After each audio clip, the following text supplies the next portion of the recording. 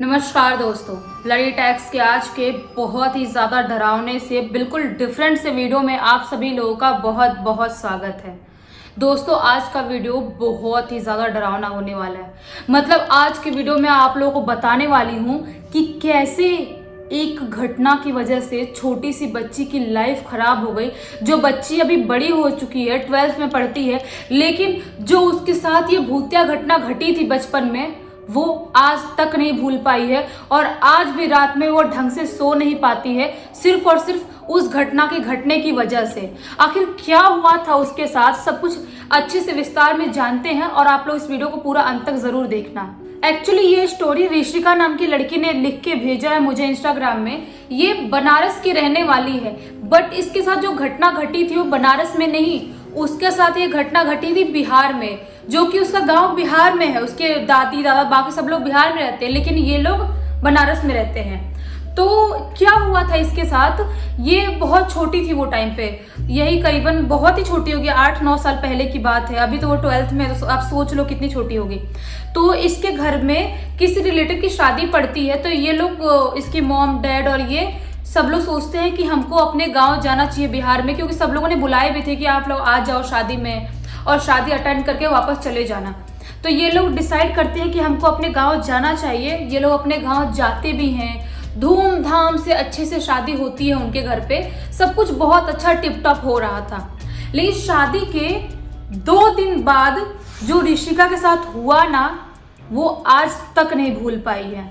Actually क्या हुआ था, मैं आप लोगों को स्टार्टिंग से बताती हूँ कि आखिर उसके साथ कैसे कैसे क्या क्या हुआ था।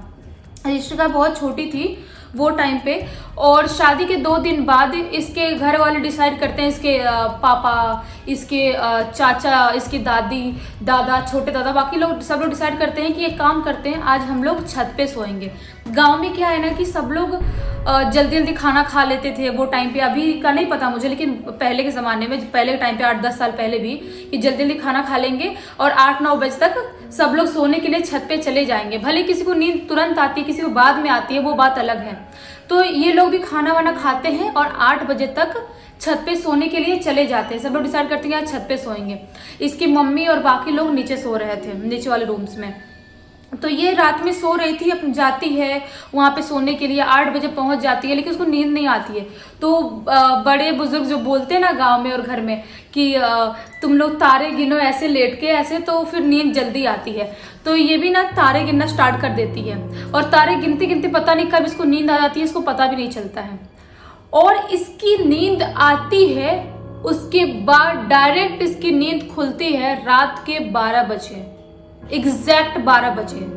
तो वो उसकी दादी के पास छोटा वाला फ़ोन नहीं होता था वो टाइम पे, छोटा वाला जो रहता है बटन वाला, तो वो वाला फ़ोन दादी यूज़ करती थी। तो देखती कि रात के 12 बज रहे हैं, मुझे प्यास भी लग रही है, उठती तो उसको प्यास भी आई रहती है।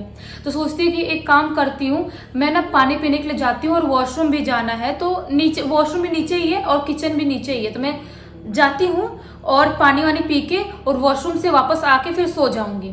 तो ठीक ऐसा ही करने के लिए उठती है, अपने बेड से उठती है, और जैसे ही वो वहाँ से निकल रही थी, जहाँ पे सोई थी बिस्तर लगा के छत पे, वहाँ से निकल रही थी, उसको दिखाई देता है कि जो उसके छत पे एक छज्जा टाइप बना था, मतलब कुछ सामान वहाँ रखने के लिए छज्जा टाइप बनाते हैं, तो उसके छज्जे पे कोई बैठा हुआ है, ऐसा उसको लगता है। उसको लगता है शायद हो सकता है टाकी वाकी रखते हैं ना, टंकी उनकी ऐसा बना के रखते हैं, हर घर में बनाते हैं, तो वो होगा। लेकिन फिर सोचती है मेरे गांव में, मेरे घर पे तो कोई टंकी है ही नहीं, तो आखिर ये ऐसा टंकी से दिखाई क्या दे रहा है, मुझे जाके थोड़ा करीब देखना चाहिए।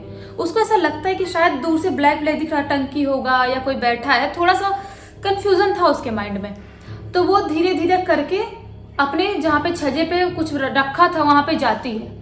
जब वहाँ पे जाती है तो उसको दिखाई देता है कि वहाँ पे कोई टंकी वंकी नहीं है, वहाँ पे एक औरत बैठी हुई है सफ़ेद साड़ी में, और औरत ने इतना घूंघट लेके रखे, इतना। वो सोचती है कि छज्जे पे ऐसे कोई औरत क्यों बैठेगी, और रात के 12 बजे है, और हमारे घर की औरत हो या कहीं बाहर की भी हो, ऐसे क्यों बैठेगी, उसको समझ में नहीं आता है। लेकिन उसके दिमाग में अभी तक भी कुछ ऐसा डाउट नहीं था कि शायद ये कोई भूत प्रेत कुछ हो सकता है, क्योंकि वो उतना डरती नहीं थी, उसके घर वाले इतना बताते भी नहीं थे भूत प्रेत के बारे में, इतना सब कुछ नहीं जानती थी वो। तो वो सोचती है मैं पूछूं कि नहीं पूछूं, आप कौन हो, यहाँ पे क्या कर रही हो। तो वो ना नहीं पूछती है, सोचती है छोड़ो यार, मैं चली जाती हूँ, अपना पानी वानी पी के वापस आ जाऊंगी, जिसको जो भी बैठना है जैसा भी करना है करे, मेरे को क्या करने का। बच्ची थी वो, बच्ची का दिमाग। तो वो वहां से बिना उससे कुछ पूछे निकलने लगती है। वो सीढ़ियों से होते हुए नीचे जाती है अपने किचन में, वहां पे पानी पीती है, वॉशरूम करके वापस जब आ रही होती है 10-15 मिनट में वापस आ जाती है। तो वो देखती है जो छज्जे पे कोई बैठा हुआ था वहां पे कोई है ही नहीं। सोचती अभी तो वो औरत थी वहां पे बैठी थी, अभी कहाँ गायब हो गई, समझ में नहीं आ रहा है। वो ये सब सोच ही रही होती है और 2 कदम सीढ़ी से आगे बढ़ाती ही है, उसको महसूस होता है कि मेरे पीछे कोई खड़ा है और उसकी जोर जोर से ऐसे गहरी सांस लेने की आवाज आ रही है और वो महसूस कर पा रही है, उसकी सांस की हवा तक उसको फील कर पा रही है कि कोई तो खड़ा है पीछे। सोचती है कि इतने रात में कौन उठ गया और मेरे पीछे क्या कर रहा है। सोचती है शायद हो सकता है दादी या पापा या चाचा कोई भी उठ गया होगा। वो ऐसे पीछे मुड़ के देखती है ना, उसकी सिट्टी पिट्टी गुल जो औरत छजा पे बैठी हुई थी वो उसके पीछे खड़ी थी। उसको देख के सोचती कि ये क्या हुआ। मैं पूछती हूँ भला कि तुम कौन हो। वो पूछती है कि आप कौन है, मतलब आप यहाँ पे बैठी थी और यहाँ पे क्या कर रही हैं अभी। तो वो औरत जो थी ना कुछ भी नहीं बोलती है। वो धीरे धीरे अपना घूंघट ऐसे उठाने लगती है। जब थोड़ा सा ही घूंघट उठाई थी उसके लिप्स दिखे थे, लिप्स एकदम रेड लिपस्टिक लगाई हुई थी उसने। वो सोचती है कि ये मतलब कौन औरत है, इतने रात में मेकअप क्या कर रही है। जब वो पूरा अपना फेस से उठाती है ना घूंघट, उसके बाद उसका फेस दिखता है उसको, छोटी सी बच्ची देख के बहुत गंदा डर जाती है। उसका पूरा फेस जला हुआ था और बहुत ही ज्यादा गंदा दिखाई दे रहा था। वो मन में ही भगवान शिव का नाम लेने लगती है, शिव शिव शिव शिव करने लगती है। सोचती है कि मैं चिल्लाती हूँ, मैं दादी को और बाकी सबको उठा लेती हूँ। लेकिन वो चिल्लाने की बहुत कोशिश कर रही थी, उसकी आवाज किसी के पास नहीं जा रही थी और उसको ऐसा लग रहा था कि मेरी आवाज निकल ही नहीं रही है। पता नहीं क्या जादू हो रहा था उसके साथ, क्या छलावा हो रहा था, उसको कुछ भी समझ में नहीं आ रहा था। वो सोचती मैं क्या करूं क्या करूं, वो समझ में नहीं आ रहा आखिर ये औरत है कौन। तभी वो औरत जब शिव शिव करती ना मन में, तो औरत जोर जोर से हंसने लगती है, बहुत जोर से हा हा हा हा करके हंसने लगती है, बहुत ही क्रीपी आवाज में। वो सोचती है इसकी हंसने की आवाज आ रही है, मैं चिल्ला रही हूँ लेकिन मेरे घर वाले उठ क्यों नहीं रहे हैं। वो ये सब सोच ही रही होती है कि वो औरत उसके करीब आने लगती है और उसके ना बहुत करीब आती है, कम से कम 1 हाथ के करीब आती है और बोलती है तुम जानना चाहती हो ना कि मैं कौन हूँ। बच्ची सोचती है कि इसको मेरे मन की बात कैसे पता चल गई और इसे भगवान का नाम ले रही। तुम भगवान का नाम लेने से तुमको क्या लगता है तुम बच जाओगे, ऐसा बोलती है औरत। सोचती है कि इसको कैसे पता मेरे मन की बात। वो बहुत ज़्यादा डर जाती है और वो जब डरी रही होती है तो देखती है कि अचानक से जो औरत सफ़ेद साड़ी में दिख रही थी उसका साड़ी रेड हो चुका था और शादी का जो जोड़ा होता है ना वैसा दिखाई दे रहा था उसका पूरा कपड़ा, और फेस वैसा ही खौफनाक गंदा सा दिखाई दे रहा था। उसको समझ में नहीं आता मैं क्या करूँ क्या करूँ। भगवान शिव का नाम बहुत जोर से चिल्लाने लगती है, बहुत चिल्लाने लगती है, अंदर ही मन में नाम लेने लगती है, लेकिन कोई फर्क नहीं पड़ रहा था। वो जो इतना ज़्यादा डर जाती है और उस औरत से भाग के जो उसका दीवार था ना वहाँ पे टेरेस पे जो छत पे, उस दीवार से जाकर चिपक जाती है और बहुत ज़्यादा गंदा डर जाती है, ऐसा कांपने लगती है चिपक के। बोलती है प्लीज़ मुझे छोड़ दे, मुझे मत मारना, प्लीज़ मुझे छोड़ दो। वो औरत बोलती है कि मैं तुम्हें मारूंगी नहीं, तुम मुझसे डरो मत, मैं तुम्हें अपने साथ लेके जाऊंगी, मैं तुमको अपने साथ लेने के लिए आई हूँ। ये और ज्यादा डर जाती है कि औरत है कौन आखिर, इतनी गंदी वाहियात दिखाई दे रही है और बोल रही मुझे कि मैं तुमको अपने साथ लेने के लिए आई हूँ। उसको कुछ भी समझ में नहीं आता है। यही करते करते 4 बज जाते हैं, सुबह के 4:30 साढ़े 4 बज जाते हैं, लेकिन कुछ फर्क नहीं पड़ता है। 4 बजे उसकी दादी उठने की, दादी की आदत थी, उसकी दादी पता है क्या होता है, उसकी जब दादी उठती है 4 बजे 4:30 करीब, उठ के उसकी दादी उसके पास से ऐसे गुजर के जाती है, वहीं से उसके डैड गुजर जाते हैं, उसके दादा गुजर जाते हैं, लेकिन कोई उसको देख नहीं पाता है। वो समझ नहीं पाती मैं इतना चिल्ला रही हूँ, सब लोग मेरे पास से ऐसे, मैं यहाँ पे खड़ी हूँ, सब लोग यहाँ से जा रहे हैं, मुझे देख क्यों नहीं रहा कोई, क्यों नहीं देख रहा है मुझे कोई। वो इतना ज़्यादा डर जाते, समझ में नहीं आता है कि मैं क्या करूँ क्या करूँ। और सब लोग नीचे चहल पहल, 4-5 बज जाते हैं सुबह के, और शादी वाला घर था, बहुत लोग थे, चहल पहल मच जाते हैं पूरे घर में। और इसको इसको बोलने लगते हैं कि ऋषिका कहाँ है कहाँ है, सब लोग ढूंढने लगते हैं कि, तो उसकी दादी बोलती है तो छत पे रात में मेरे साथ ही सोई थी, लेकिन अभी उठी तो मैं वहाँ पे थी नहीं, पता नहीं कहाँ है। सब लोग ढूंढने लगते हैं ऋषिका कहाँ है, ऋषिका कहाँ है। पूरे बाहर वाले बाजू वाले खेत में, पूरे द्वार पे, पूरे घर में, हर जगह ढूंढ लेते हैं, कहीं पर भी ऋषिका उनको नहीं मिलती है। ये ढूंढते ढूंढते इनको दोपहर हो जाता है। दोपहर सोचते हैं कि अब तो हमको पुलिस कंप्लेन करना चाहिए। ये लोग पुलिस स्टेशन जाते हैं, कंप्लेन करते हैं कि हमारी बच्ची मिसिंग है, आप लोग ढूंढो, कुछ करो। वो मिल ही नहीं रही है सुबह से।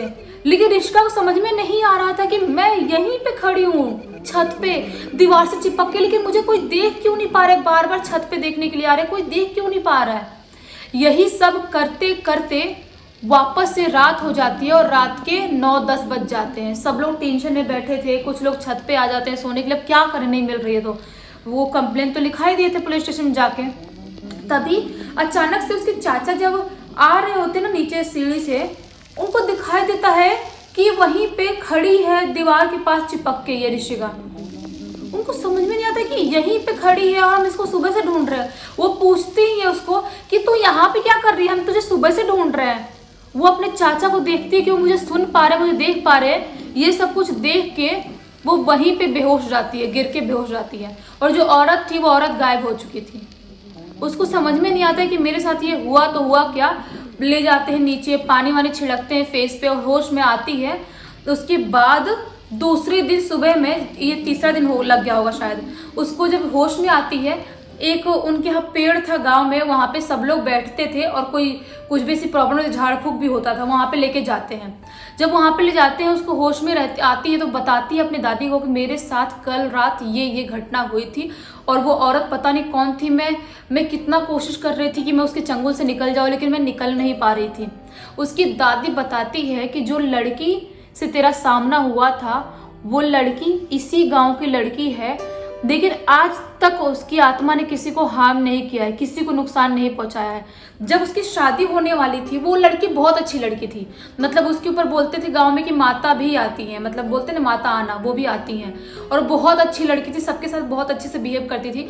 लेकिन शादी के दिन ही पता नहीं क्या होता है कि वो आत्महत्या कर लेती है।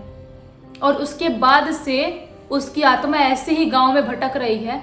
और जो कोई भी उसकी आत्मा को देखा है वो ऐसी बेहोश हो गया है या कुछ भी ऐसी प्रॉब्लम हुई है, लेकिन उसने किसी को मारा नहीं और किसी को हार्म नहीं की आज तक। तो ये ऋषिका के लिए और उसके मॉम डैड के लिए बहुत ज़्यादा शॉकिंग था। वो लोग सोचते हैं कि हमको अब यहाँ पे गांव में ज़्यादा दिन नहीं रहना चाहिए, हमको वापस बनारस चले जाना चाहिए। तो ये लोग वापस 1-2 दिन में बनारस के निकल जाते हैं।